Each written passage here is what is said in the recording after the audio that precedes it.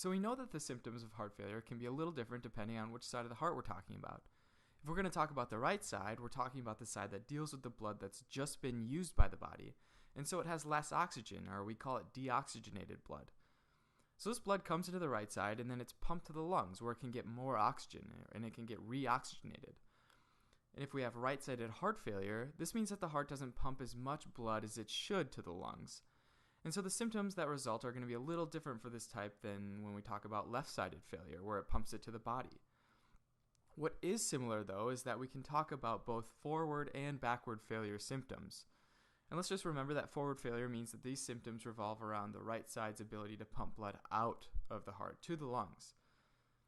And when we say backward failure, we're talking about the symptoms that result from this backup of blood that's trying to get into the heart. And this time it's in the right side, so it's coming from the body. So starting with forward failure, just like on the left side, weakness and fatigue is going to be a major symptom, but it comes about slightly differently. So the right side is responsible for pumping blood to the lungs that's been used up by the body. So in other words, there's less oxygen and more carbon dioxide. Usually you'd want this blood pumped to your lungs to have that carbon dioxide exchanged for oxygen. So it's like you're trading the carbon dioxide for oxygen. But when it's not pumping as much blood, that means there isn't as much of this exchange of carbon dioxide for oxygen.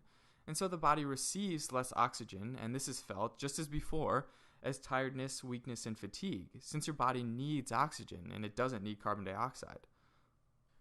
And when your body doesn't receive as much oxygen, what does your heart do? It tries to make up for it. It tries to compensate.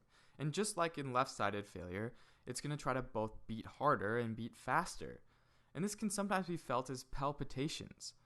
Palpitations meaning that it feels like your heart's racing, or maybe it feels like it's beating a lot harder than it usually does. So overall, these symptoms, these forward failure symptoms, are going to be very similar to left-sided failure.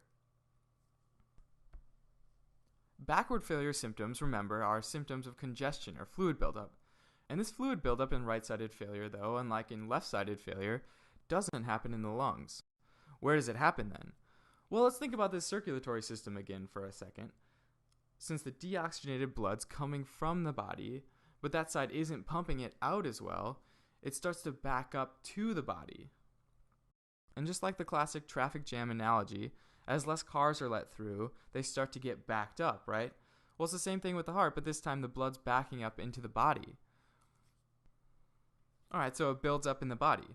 But that's pretty vague though, right? Because I feel like there's a lot of places in the body where it could build up. Well, since your feet and your legs are usually the lowest part of your body, right? Gravity tends to cause that fluid to build up in your lower extremities. And it's not uncommon for patients to have this fluid buildup and swelling in their ankles. And another area of potential swelling that's not in your lower extremities is actually in the veins of your neck, and most visibly in the jugular vein. So remember that veins carry blood to your heart, and arteries carry blood away from your heart. And the jugular vein carries deoxygenated blood from your head. So this vein is trying to carry this deoxygenated blood from your head to the right side of your heart. But with backward failure, it's going to have some trouble doing that, right? And this fluid can start to build up and cause the pressure in these veins, or the venous pressure, to increase. And this will cause these veins to visibly swell.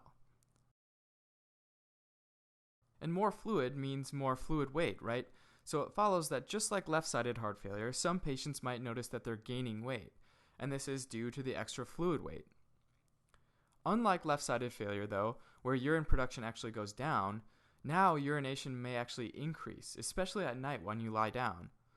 So when you're lying down, gravity causes this fluid that's accumulated in your legs, feet, and ankles to move back into the bloodstream, where it can be taken up by the kidneys and eliminated as urine. And this will cause more frequent urination at night.